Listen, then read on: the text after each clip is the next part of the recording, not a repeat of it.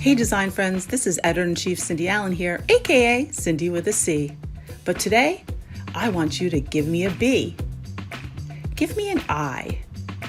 Give me a G.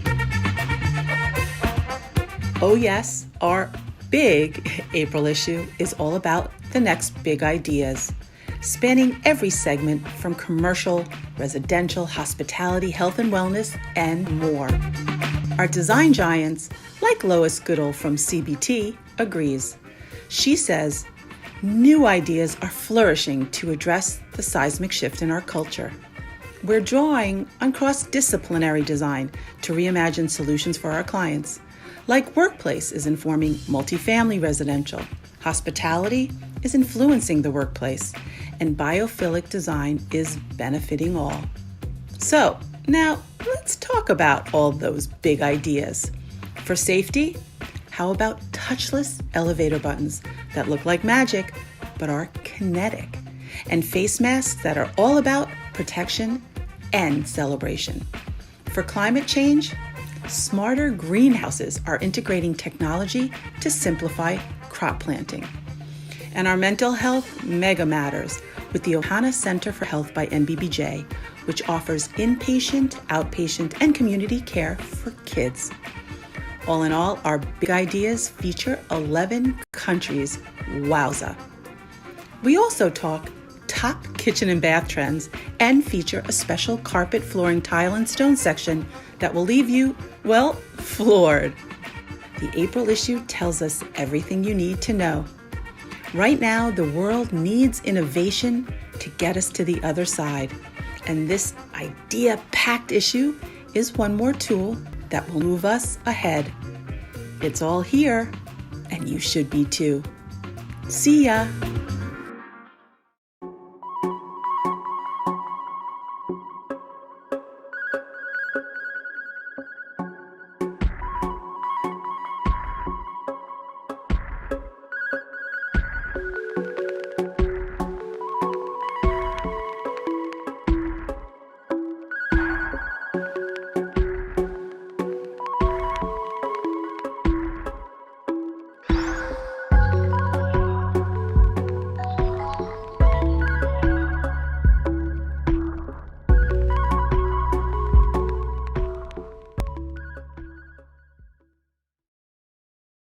Hi, I'm Pam Jaccarino, Editor-in-Chief of Luxe Interiors Design. Welcome to the premiere of Creative Conversations on DesignTV, where I sit down with some of the most imaginative minds and interesting people in design to unlock their creative process and discover what turns them on. Today, I'm thrilled to speak with renowned ceramicist and ultimate weekend farmer, Christopher Spitzmiller. Christopher has a new book, A Year at Clovebrook Farm, chronicling life at his bucolic home in Millbrook, New York, full of his words of wisdom on gardening, entertaining, housekeeping, and more. If ever there was a feel-good book for these times, it's this one. Christopher, it's so nice to be with you. Thank you for joining me today on the premiere. Thank you for having me, Pam. I appreciate it. Yeah, you are a creative that I just admire so much. So it's really, truly an honor, and congratulations on your book. We're going to get into that in a bit. But I wanted to start off, Christopher, you are to me just a true multi-hyphenate. You're a ceramicist, a gardener, designist, a cook, and now an author. And I'm just curious, taking it all the way back, what was your first love in creatively when you were a kid? I have a memory of being at a ceramics class that my cousin was enrolled in as well too, and I made a little pinch pot of a piggy bank, with the old form where a wine cork was its nose, and you took the wine cork out to get the money out of it. And I was not available or sick the day that the glaze was, so my cousin actually glazed the outside of the little pig. And to me, the idea of making something that was tactile and useful and could improve people's lives hit me all the way back then, whether it was a lamp, a little bowl at the level I was working at, whatever I could do. And I think that pervades and goes forward with what I'm doing today, because it's like growing flowers, cooking, all of these things enrich people's lives in some way. And I think that that's really what I'm about, is enriching lives. Yeah, that's so interesting. I remember as a kid too, I took a lot of like, there was like a neighbor who her mom taught ceramics, and I didn't follow the ceramics. I was more into like the painting and drawing part of it. But it's so great to have those classes and be exposed to that when you're a child, because I think it just, you know, you never know where it's going to take you. So your new book, A Year at Clovebrook Farm, which I'm going to hold up here because I've got it right here. I've got so many like dog-eared pages in this, but your book, congratulations. It chronicles a year at your country home in Millbrook. And you dedicated the book to Albert Hadley, who's one of the most beloved American interior designers and decorators. And you credit him with giving you the confidence to go forward and make your dreams come true. And I wanted to hear, you know, what were those early dreams that you had when you were starting your career, number one? And secondly, talk a little bit about how Albert Hadley helped nurture and give you the creative courage to sort of, you know, move forward. Well, when he would call, he would have Nancy Porter, who was his assistant forever, and she would call, and it was sort of like as close as I would get to having the president of the United States calling me on the phone. And Nancy would call and say, hold for Albert Hadley. He wants to have a few words with you. And you'd hold, and there'd be a few rings, and he would get on the phone. And he would say this stuff like he barely knew me. You know, Albert's strength was finding young talent and going out there and nurturing it, which is something that I try to do with the people who work for me and friends that I have. He didn't always go to the same resources over and over again. He did use the same upholsterers, but he would move within the group to figure out who was the best at different things, and really sniffed out new people whenever they were. So with me, it was this idea of like, you know, you can just go over to my friends, the K Fritzes, and take some lamps over there, take the ones out of their bedroom and put these ones up there. And, you know, he gave access to a lot of us that we wouldn't have had normally, and ease through it all. And I think the other part that I learned from Albert was he had great manners. Every time I would go to his apartment to visit him, he would be standing in the doorway. There was no buzzing and waiting for Albert. He was just there and accessible and welcoming and always a gentleman. And, you know, that's kind of rare these days. We don't have many of that type around. So. I agree. So I have to ask, like, when you were starting out, did you have creative fear? Did I have creative fear? I had creative anxiety, and the creative anxiety still creeps back in some days. And the creative anxiety is not about what I'm making. It's about like, are we going to make it? You know, because I talk about my early days in the studio in Georgetown where I started out my work, and I had like 3 really good clients or 4 really good clients. And I said to myself back then, if I had 3 or 4 more clients like these, everything would be fine. And I'll tell you now, I make things for everybody and their sister in the design world, and things are not fine. There are still problems and there's still issues, as you know, in the publishing world. It's sort of a whack-a-mole that comes along of like, you get one problem done and then another one comes up. But, you know, it's learning to cope with it and learning to believe in yourself of like, I can back away from this with my anxiety. And what I do to treat my own anxiety is A, I run a lot, which helps with it. But B, when it's happening in the studio, is I sit down at the potter's wheel and I make something. And the problem goes out of my head, and the act of being there alone with the clay and creating 5, 6 new things, that's the cure to the problem. It is in the creating itself. I think it's so interesting to talk to artists and creatives about like imaginative side and, you know, how things manifest. And so, you know, can you talk a little bit about, you know, how do you communicate as an artist and creative? You know, what's in your mind? You're going to sit down behind the wheel and, you know, how does it go from like what's in here to, you know, what comes out on the wheel?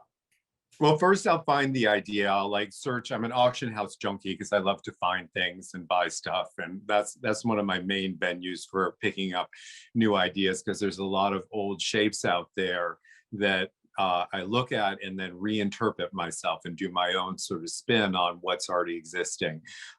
So I take a picture, and then the picture turns into a sketch, and the sketch is pasted on the window in front of my wheel, and I sit there with a metal measuring stick to get my measurements right. And I throw 2 or 3 pieces, I join them together, I then go back in and I trim them, and it's about a week-long process of just getting the form right. And when I'm doing the first ones, I always make about 6 to 8 of them, and then I line the 6 or 8 of them up at the time that I'm done, and I look at them and I pick out the one that is the best, and that's the one that we make a mold from and produce things out of, and go that way. So that's what my design process is like. So if you're working on, putting out sort of like a series of, let's just say, dishes or mugs or, whatever you're going to put out, what does that timeline look like from concept to, being in market? We can do relatively quick with the first initial ones, the hand-thrown ones. Those can be produced in sort of probably 4 to 6 weeks to 8 weeks. Then making a mold, letting the mold dry, and going into it in a bigger way is probably another 4 to 6 weeks on top of that, and having a good inventory on it. It's never fast enough. I wish it was faster than it is, but at the same time, 98% of what I do works. And the most harrowing part of it is assigning a name. Like if I'm going to give something the name Pamela, like for a good client, I want it to be a shape that works and sells and is going to go. So we'll make the first ones, and maybe we don't put a name on them to begin with. We see how people react to them, and then I'll go back and be like, okay, that can be Anthony, that can be William. I'll have something in mind sometimes of a friend or a client that I want to name it after, but I'm a little sort of cagey about putting it on there. It's a commitment. Mhm. So I want to take it back to Clovebrook Farm. And you grew up in the country. You were drawn to your home in Millbrook, falling in love with what you called an old white down on its luck house with lots of potential. And in your book, you say that Clovebrook Farm helped you set goals and inspired your dreams. Talk a little bit about the magic of that home, and how again some of your goals and your inspirations sort of came through the process of this home. Well, when you've got a whole list of a punch list of things that need to get done, like let's say, I started with the outside of my house, and we put a new paint job on the whole outside, and then the next thing, or maybe even before this, was a new heating and air conditioning system because it was cold as anything in there. I replaced the windows. I would make lists of things that I want to get done, and I would pay for them as I could afford to. And so I would get one project done, and then I'd say, okay, the next thing we're going to do is chimneys. So I would get an estimate from the chimney man, and I'd get together, say, about half of the money that I needed to get the project done and get it started. And then through the weeks of the project, I'd make the other half to pay the chimney man and get that under control. And it was, 6 slow years of doing that. But, I took vacations, I went out for dinner, but it gave me some priorities of like, this is really what I want to spend my money on and what I want to invest in, because it will give me the most reward in the long term. So that's what I did. How was it that home that you fell in love with? How long did the sort of courtship take place? I.e., were you sort of like, I want a home in the country? We were on a mission, or did you sort of just come upon this home and then you're in love and you see the vision of it? I was on a mission. I was 35 years old, and I had been saving and making myself put a certain amount of money in every month, and being like, okay, you can do this, and now you can be a little freer once that is accomplished. And I had been up in Millbrook before. I had shared a house with a partner of mine, and he wanted just that much more for it than I wanted to spend. And in the end, and everybody else says that I ended up in the place that I am supposed to. And I say that to people anytime they're having any real estate angst, because I really firmly believe you end up in the house where you're supposed to be. So I was looking online, I found an old house in the center of a town that I didn't know was in the center of a town, and an old pool. And my broker was like, the pool, I mean, it was like old when I was a kid. That's how old the pool was. And, the broker made me laugh. And I was like, oh, this is good. But then I discovered it was right there in this little hamlet. And I wanted to live in the middle of the country. And so I figured it out. And I'm like, you got to get me out of looking at this, because I don't even want to go in there. And she took me to this one that hadn't gone on the market yet. And I fell in love, and it was rather quick, and it happened very fast. I looked at the house about mid-October, and by December 15th that year, I owned the house. And it had all this big personality to it. It's not an enormous house. It's under 3,000 square feet, but there are nice high ceilings of 9 feet in the downstairs and 8 feet in the upstairs. And each room had a different vocabulary of Greek revival moldings. And I could see that this would have real potential. It was rough back then, but I went for it. You made it a jewel. I also love in your book that you talk about how you entertained in the house when it was being renovated. Right? I could just like imagine this fabulous party where like half the walls are up, and and you didn't want to wait for it to be done. We're both working in industries. I'm in publishing. Obviously, we want the house to look a certain way when we're going to go in and photograph it. And you, particularly, as a lamp maker, it sort of has to be perfect. So I think it's sort of an interesting conversation about, perfection versus imperfection. And I thought it was kind of interesting that you were willing to, let people in when it wasn't all done. Talk a little bit about that and your philosophy on, wabi-sabi, things that are imperfect versus, perfection. First of all, I hate it when a friend buys something new or has a new project going on and they say, oh, you can't see it until it's done. Because I want to see the process. I want to see the studs in the house. I want to see, like the bathroom. I want to hear their ideas. I want to give them ideas. A lot of things that transpired at my house came through friends. Like there is a whole third floor to my house that I didn't want to put a bathroom up there. I was being cheap and whatnot. And a neighbor came over during the process of putting my bathroom in and goes, you just put the pipes in the wall. You just run them up there. Maybe you never use them, but the pipes are going to be in the wall. And eventually, several years later, like 4 years later, I got to that project and there's a bathroom up there. And I am very glad that neighbor told me to do that, because I wouldn't have done it on my own.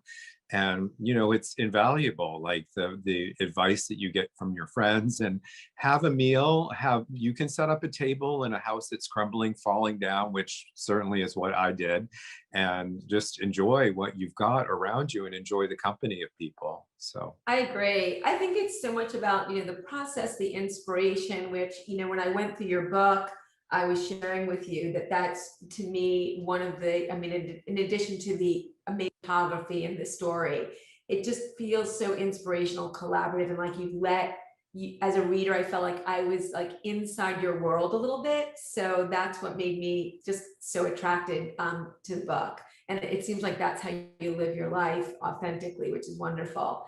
I want to talk a little bit about, as a potter, you primarily, I would assume, work alone, right? Behind the wheel, you're by yourself. What goes through your head as you create? Is there a process? Do you listen to music? Are you listening to the birds chirping? What's it like? Do you have to be in a certain sort of creative mode to get behind that wheel and work by yourself? My favorite time is when I can work alone, like after 5 o'clock when everybody has gone home. That's when I am the most productive. I can make things during the day when there are people there, but I was signing books yesterday to employees and I astoundingly signed 15 of them off to different employees that work for me, which I'm thrilled that I have, and they are great, but like that sort of solitude has gone away, and there's now an industry that employs people and stuff. But I still like that 5 o'clock, or in the country, people go home a little bit earlier at 4 o'clock, so I can get my hands dirty a little bit earlier there. That's my favorite time. I listen to NPR. I'm an NPR addict. I'm not a big music person, and I don't drive around in my car with playlists and run with playlists. I kind of like the solitude part of it.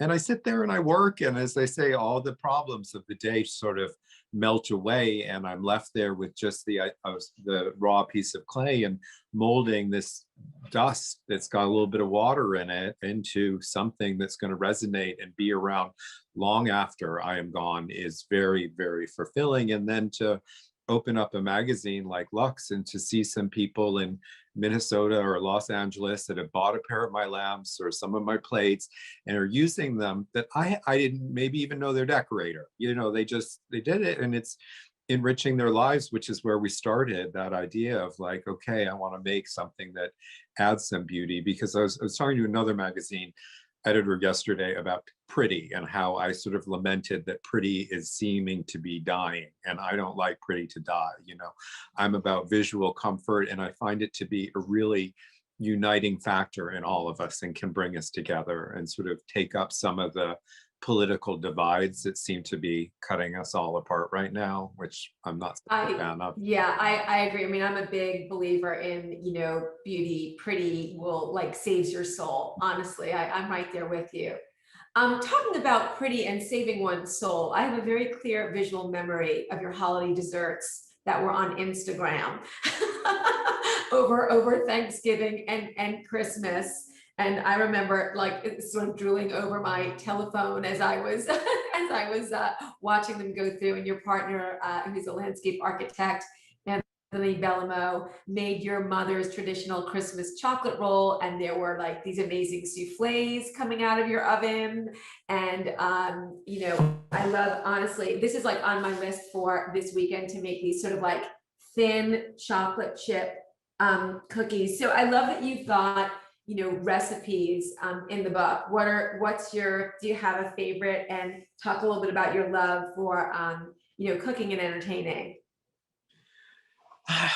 My mom was a big cook, and I inherited that from her. She loved to entertain and set a table. And I, as a little kid, I remember stopping off and the way home from our house in Cape Cod, and I found a book on napkin folding. And I was like, please, Mom, please, when did the book on napkin folding? And yet when I told her I was gay years later, she was astounded. Anyway, so I like to entertain, and I like to put forth a good table. And so I like to cook, and I've taught myself all of these different recipes. And what I'll do is I'll take Martha's cookbook, I'll take the Toll House cookie recipe, I'll take like 5 different cookie recipes from friends, and I'll cook them, and I'll see what the best parts of each of them are. And I'll play with them. Like in my recipe, I took out the baking powder to see what that was like. What do you think would happen when you take the baking powder out? You would think you'd have like a flat cookie. You have the exact opposite. The cookie gets sort of bubbly and it becomes big.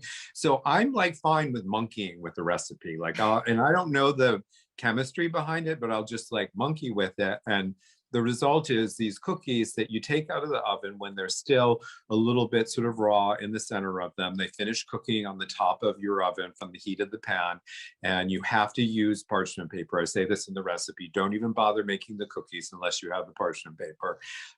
They're crispy yet soft in the center, and they're really, really, really delicious.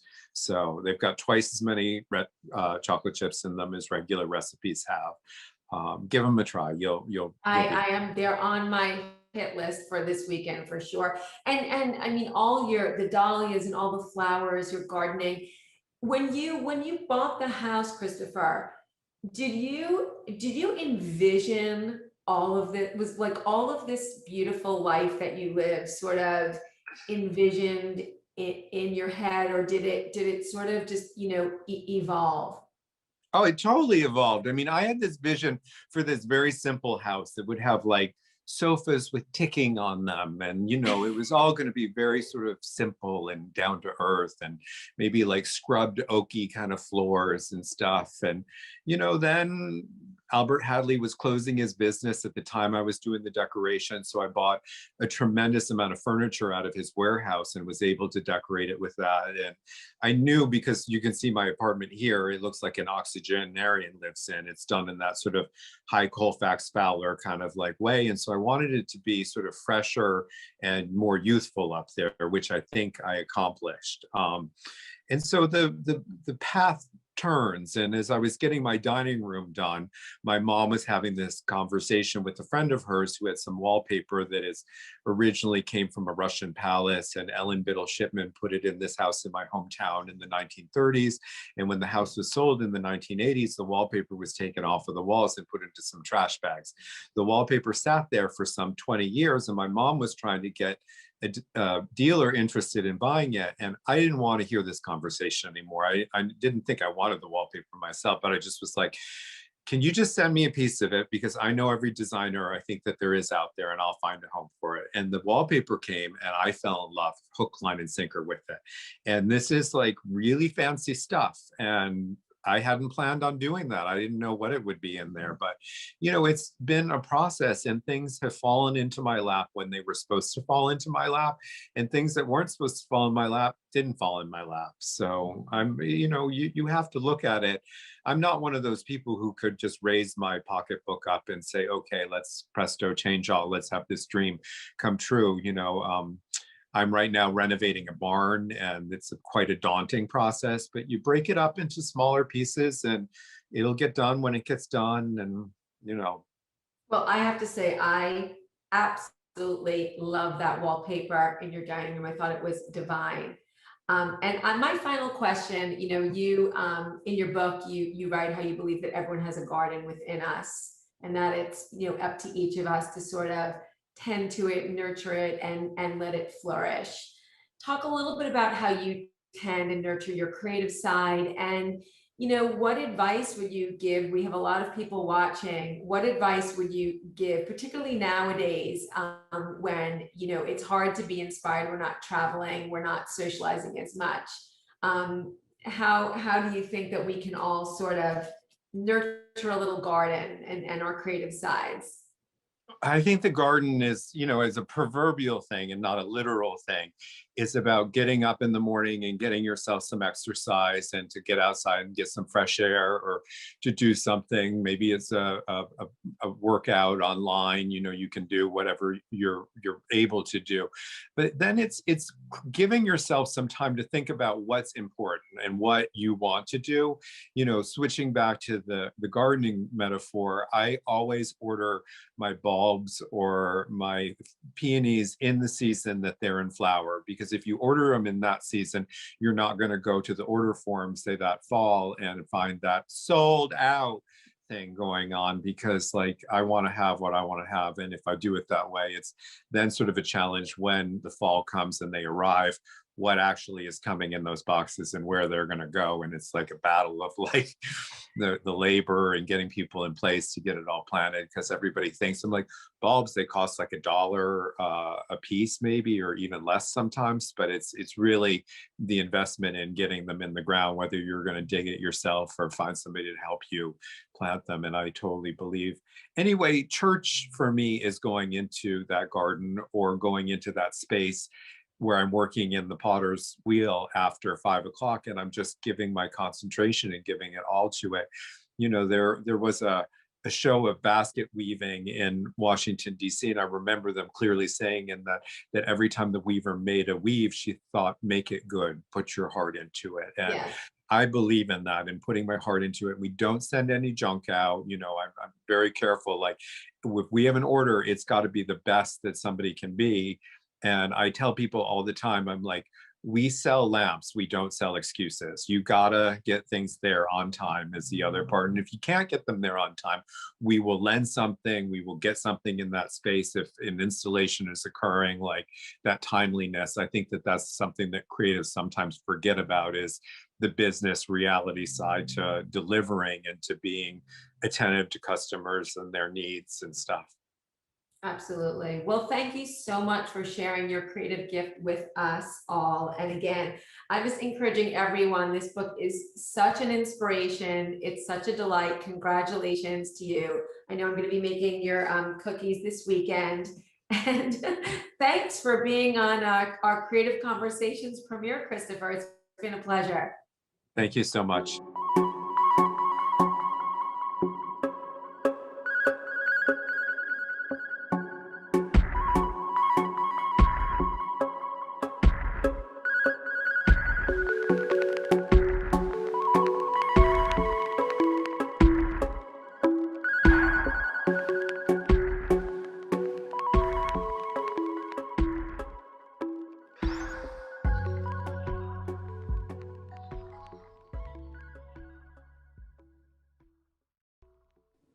Hey everybody, this is Cindy Allen, Editor-in-Chief of Interior Design.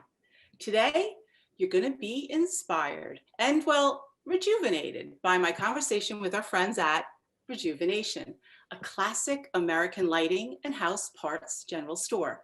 Now, they have a saying, from the front porch to the back door. I love that. By providing lighting, hardware, bath hardware, and functional home goods based on the best of the past, but designed for today to last for years to come. I can't wait to share their story with everyone today. We're going to see product, and you're in for a treat because while we're talking, we'll be touring the factory in Portland, Oregon to follow the journey of light. So let's all imagine we're in Portland today. I am. And meet my special guests. We have Evan Dublin, Vice President and Creative Director, and Charlie Calvin, Vice President of Manufacturing and Engineering. Hi, guys. Hi. Okay, let's get started. We have a lot to go through and I'm really excited. So I know you guys, I know there's a sense of history with the brand and a very strong message about being an American company. So can you tell us your story, who you are and what you do? Evan, let's start with you. Yeah. So the company started in 1977 as an architectural salvage and restoration business. Over the years, it evolved to be a period authentic reproductions company. And then in about 2011, Williams-Sonoma purchased the brand and they introduced the concept to break from period authentic. And over the years, it's been the evolution of landing our voice, but still holding on to all of the quality and pillars that started the company. And so I remember the like vintage era, which I also love. So was it an interesting or like organic transition to start actually designing product? I think so. I think it was a build like over that whole time period. It was collecting interesting pieces, house parts, lighting, hardware, and they learned a lot from all of these pieces that they were finding and selling, and customers were coming back to them looking for specific functions and time periods.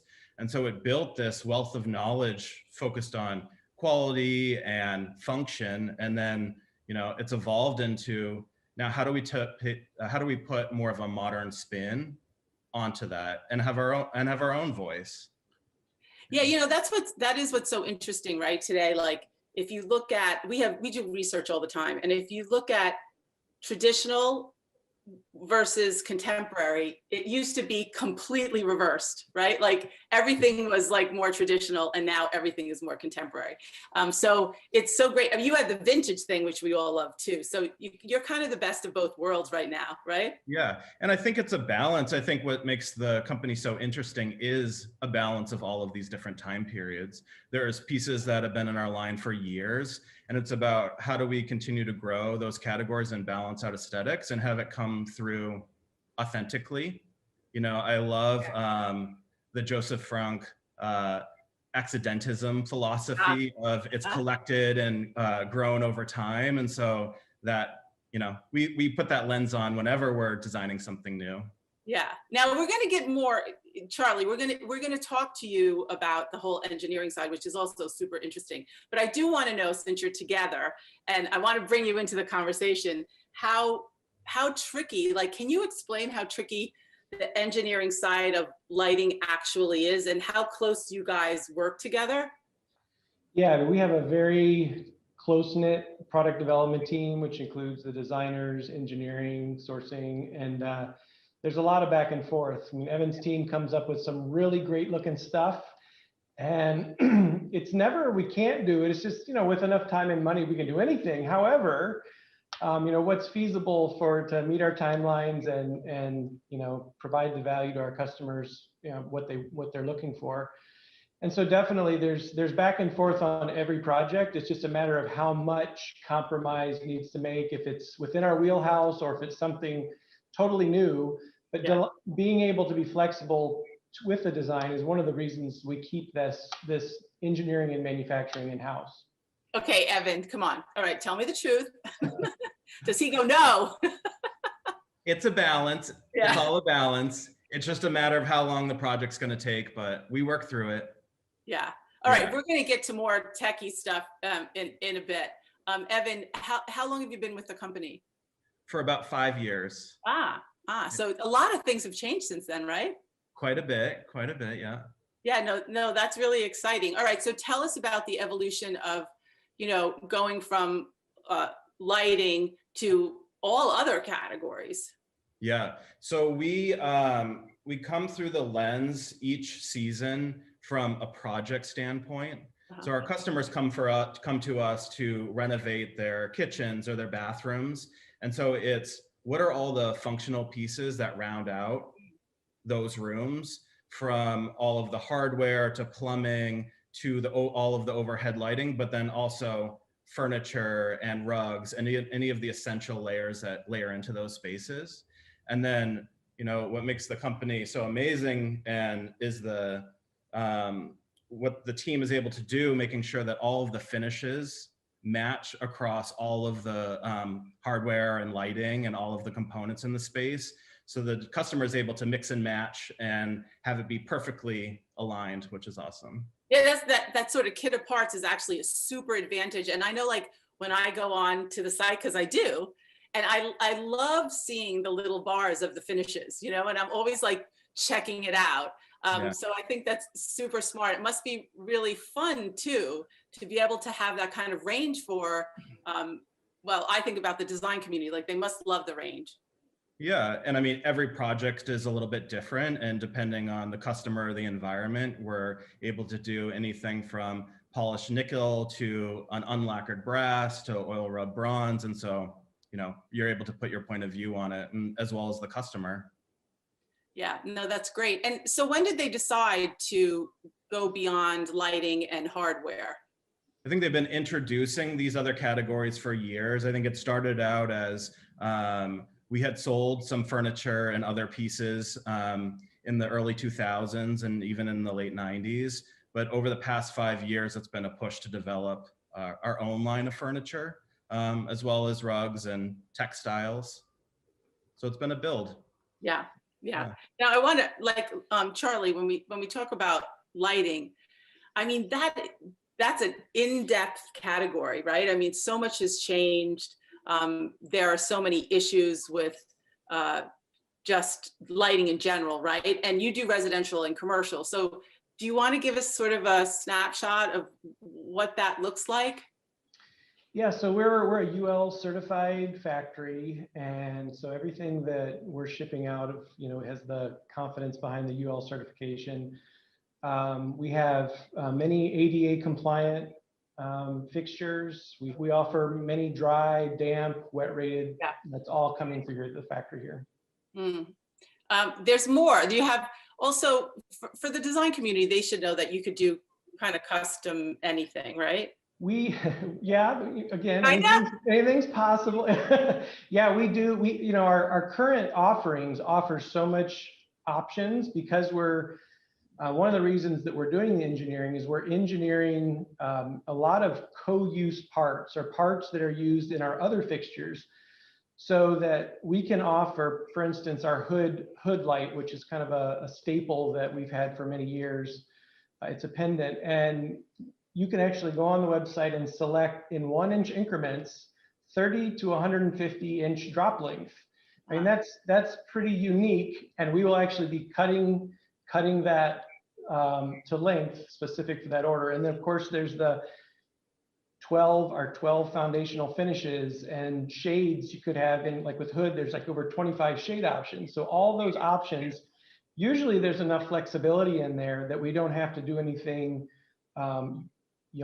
truly custom. But we also do that when we have a customer approach us and say, we really like this, but for this application, we don't want it a rotted pendant. We want a corded pendant. Can you do that? And so we'll have the engineers take a look at it. And as long as we're staying within our UL certification for that fixture, then we'll assess it and we'll give it a try. Okay, so Evan, let's get to some design goodies, all right? So I know you have a new collection, the Ormandy collection. So can you kind of explain like how it starts, how it originates, and because the factory is right there, like kind of the process of making this collection? Yeah. So we land as a team, there's multiple departments within, and we decide that we need a new lighting collection to move through Nikolai in partnership. So that sets us on the track for development. But what the design team goes through is inspiration and research. Every year there's a route of inspiration. The year that we developed Ormandy, it was rooted in organic modernism mixed with brutalism. And so the team was exploring those concepts, finding designers for inspiration. And then we take that and we start to build what the shapes and what the forms start to look like. So this one, the goal was, how can we make a large, low profile shade that pairs with our domestically made glass shades that are already running through Nikolai, which is the co-use component conversation, and get this almost like nestled glass shade up into a metal shade. And then I've been very focused on details and connections and captures. And so the amazing engineering feat of this one is that all of the detail that goes into capturing both shades. Is it sort of like an interesting like design puzzle, because you have so many parts? Like, are there a certain amount of parts that you try to use in every new collection? Like, explain that to me. Yeah, it's a bit of both. The designers have a base knowledge of all of the parts, but it's really leveraging Charlie and Charlie's team. So we'll start with a concept of where we think it should go aesthetically, generally work through the construction, proportions, the detailing, and then that's when the conversation starts with engineering, and they say, oh, we already have components like this, can we substitute here? And then it's a compromise for the greater good, and it also pushes the evolution of the design, which is also exciting. Okay, so Charlie, do you remember a couple of like kind of pivotal moments in the making of Ormandy? Well, I think, fortunately, Ormandy is pretty well within our wheelhouse, as far as the design aesthetics. And so the very large shades and getting them polished to mirror perfection, that was actually a challenge, but we were able to accomplish it because, again, we're doing it all right here, and we can the person who's doing that polishing knows exactly what needs to take place. I understand that when you like go through the factory, it starts in the design library, right? So is that like the starting point of like inspiration before you get into the nuts and bolts, so to speak? Is that true? Yeah, so the design team will pull inspiration from that library. There's years of just collected books and knowledge within that space. So we take the concept and all of the market research that we're doing, and we try to find inspiration based on these old lighting catalogs. And so that kicks off the process. Yeah, so Charlie, like take us through the process. So now you have to make, like, you guys are in agreement, no more fighting. You said, okay, we can make this. And so like, what happens? I want to try to like visualize how to make it. Yeah, so we have a warehouse full of our, what we call raw materials or components, parts and pieces. And because we're a build to order, we're basically we could get an order for 1 item, 2 items, 50 items, 100 items. The associates will walk through with that order and pick all the components. The components will then get passed to the finishing operations, which could be lacquer, polish, plating. Then there's other operations like we have what we call antiquing, which is actually an oxidation, or it's a kind of a weathery look. And then of course it goes through assembly, where again, by hand, and this is all, we really don't have much automation in this factory. And again, it's because we're doing build to order and we have so many variety that there's not enough repetition for automation to be of value. So this is all working with their hands, finishing and assembling. And then we go through, finally, we'll go through the UL test to make sure 100% of these lights going out pass the UL certification. Mm. And Evan, having the factory there, having the making part, like right at your fingertips, like as a designer, like how useful is that? It's incredibly useful. So while we're working through any of the designs, components are coming in, the engineers are going back from our design studio to the factory. We're able to manipulate some of the parts, make adjustments to general scale and proportions of things, and work through the designs until we're all happy. Yeah. So can you guys each think while the other's talking about maybe like a favorite or really successful collection, and like a little bit of a story of the making of, because I know that the designers really these days they really want to know how it was made. I got a favorite. It's also a newer collection called Jericho. So the concept was inspired by Gunnar Asplund from Sweden, and we really loved this big organic, almost mushroom-shaped glass. So then how do we turn that into our own language, evolve it based on some of the components that we're already using, and come up with our own voice? There's this balance of perfection with all of these machined metal components. And so what's interesting about the metal components on this collection is there's a texture to it. And so how do we create that texture? And then it's working with all of the vendors internationally to develop and evolve and land the perfect quality texture on these metal components, and then juxtapose them against the perfect organic glass of the shade.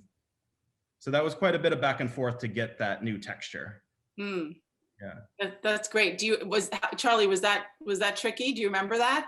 That was a fun one. I mean, to develop a new finish, we have our tried and true finishes, but this was truly a new finish where we wanted a certain look. And again, it was, okay, let's give it a try. And by having the factory right here, we could go through and prototype and try, tweak the machine a little bit to give it a little bit different, and then bring these and present these to the designers and say, here's what our current operations can do. Does any of this match, the design intent that you had in mind? And then we narrowed in on one and lock it in and go for it. So we talk about that everything is custom. Let's talk about lead times and what that really means. Yeah, so we have the advantage of, because we have the raw materials ready to go, and we're doing the finishing, assembly, and test and ship.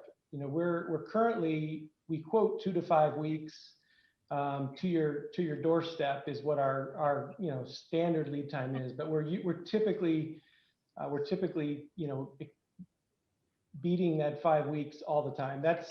It's much quicker. So we're definitely, we get the lead time through the factory is really a matter of days, depending on the light and depending on what has to go through it and the operations. But yeah, everything moves through really fast. And so we also, I mean, one of the advantages, we don't have to buy a bunch of inventory of every different iteration of light and finish that we want to offer. We're waiting until we get the order to put all of that in place, which if we had to get that from somewhere else, we would have to buy loads and loads full of product. We'd rather wait until the customer orders it and make it. Right. We do a lot of research, and I hear over and over again from big design firms, and what they're saying now because of COVID, and a good friend, Margaret McMahon, she's big at Wimberley Interiors, and she said, what we've decided now is that we want sustainable product that's locally sourced, and that this is big hospitality. Do you know what I mean? Like, that's a game changer. It's right in your wheelhouse. And what they also say they want you to help them tell that story to their client, right? That's what they need. They need you to help them. So What kind of story, Evan, give us, like, what kind of story would you say about Rejuvenation?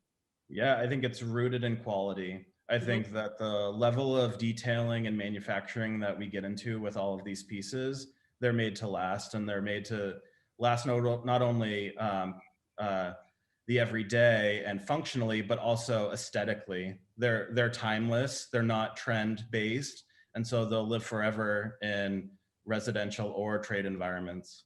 Yeah, nice, nice. Charlie, I was going to ask you for your favorite. Did you have a favorite? Oh, I'd say my favorite is the Rigdon, and it'd be the whole collection of our Rigdon light, and of course we have matching hardware to go with it. But and speaking of challenges, there's a certain aspect, a feature in the Rigdon, which is a coined cylinder that really, it's throughout the product, and to make that and to match it, and everything just all those little teeth have to be just right. That was a challenge, but the team was able to accomplish it, and it really isn't an issue anymore. We're just continuing. I know you'd pick one that was like a complicated thing that you had to like figure out, which is sure. Yeah, we're proud of it. Yeah. Yeah. Tell me, you guys, what was like one of the original favorites that then all of the other, like, at least you say that things are developed on top of this idea of being able to use the different parts. Give us a little history of that. So when talking about co-use parts, it really comes down to the canopy. So the way that it mounts to the ceiling, all of the drop rods. Charlie was talking earlier that we do custom drop lengths. And so all of those extrusion come through the factory, and those are co-used across multiple lighting collections. And then you get into socket cups and fitters and all of these set screws and fitter screws and all of that. And then we design all the components around that. And so it's really all of the details and the massed pieces, but then there are unique parts that we add to each lighting collection. In that way, I'm also thinking that it's very sustainable because you don't have the kind of waste because you're using a certain amount of kit of parts, which I think is really interesting and also a good story for the design community to know about. Charlie, tell us, can you give us like, I'd love to get a few steps of we're making a product, right? So you're going in and like, what machine, what's happening? What does it sound like? Yeah, so, as we're picking through the warehouse and picking the parts to kit up the job. So that individual job is going to go through on a cart through its journey through the factory. And the first stop is going to be depending on the finish, but it could be the polish operation.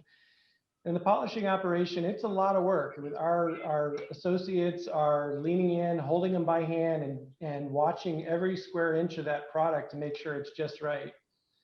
Then there's the antiquing process where we're dipping it into a process that brings it out and really looks like an accelerated weathering to get that kind of old look.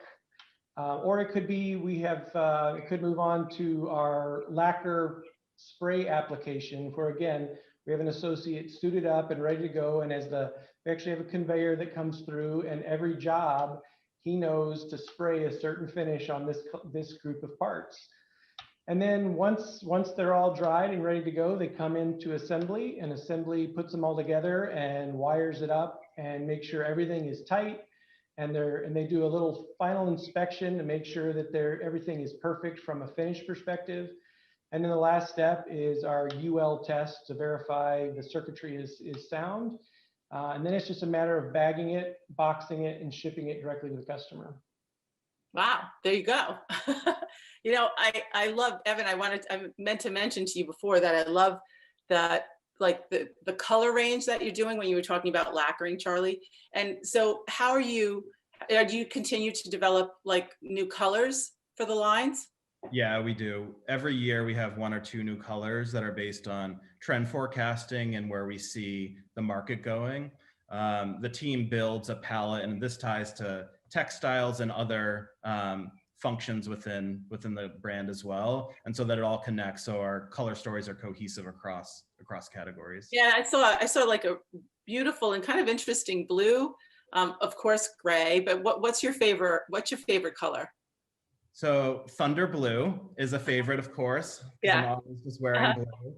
Uh-huh. But also Sage Green. We've been seeing a lot of this Yeah. almost grayish sage color coming through with interiors and exteriors. So that's another new fave.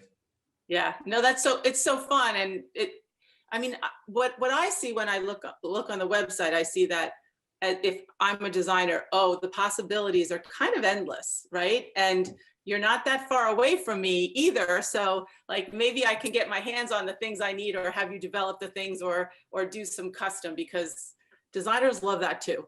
Yeah, come by and we'll talk about your space and what looks right for that environment and what shade works perfectly for that space and the fixture that you're interested in. Yeah, Charlie, what's the most interesting problem for you to have to tackle these days? Well, obviously, COVID has been a challenge. We, at the beginning of the year, we have a factory. We have 130 employees in our factory.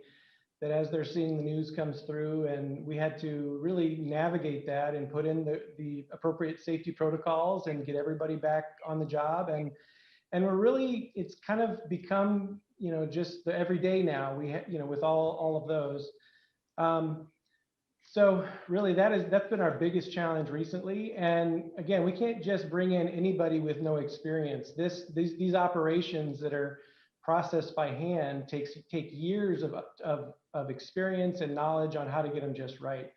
So, getting the right workforce and bringing the team that we can trust is an absolute requirement. Yeah, and Evan, I've heard it time and time again from the design community, just, missing that kind of collaborative environment. There's a lot of things you can do from home, but there's some things that you want to do together. How has it been for your team? It's been a bit of a challenge. We do set time to come in and work through things within the studio space, and it's all, we need to see everything printed out, all the drawings 1-to-1, make sure that everything's landing for scale. But it's a lot of just Zoom calls, a lot of drawing and holding up ideas that we're working through, share screens, and so we're finding ways to still collaborate. Mm-hmm. Yeah, no, I know it can be tough. All right, so one final question, since you do, there's a lot to Rejuvenation, and like you said, it keeps growing. What's one thing the designer should know that they might not know about Rejuvenation? That we have everything that you need to complete a project within these spaces. And to your point, like, we're continuing to fill all of the needs within those spaces. So come back and look to us. If you're working on a bathroom or a kitchen, come back and look for those other layers that add on and complete that project.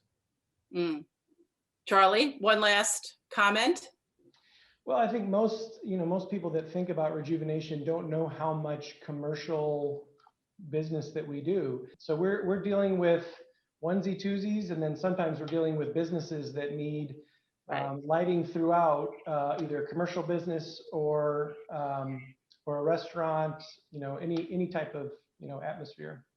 Yeah, I mean, we definitely want the designers to know that in the commercial sphere, there's a great way to partner together, and you have such a breadth of product, which is amazing. Okay, I know we weren't able to really do the factory tour together, but I kind of feel like we did, and I am feeling rejuvenated with my friends at Rejuvenation. And I want to thank you guys so much. Keep up the good work. There's positivity all around you, and thanks so much for the chat. Yeah, thank you. Thank you for the time. Thanks a lot, Cindy. It's great to see you guys.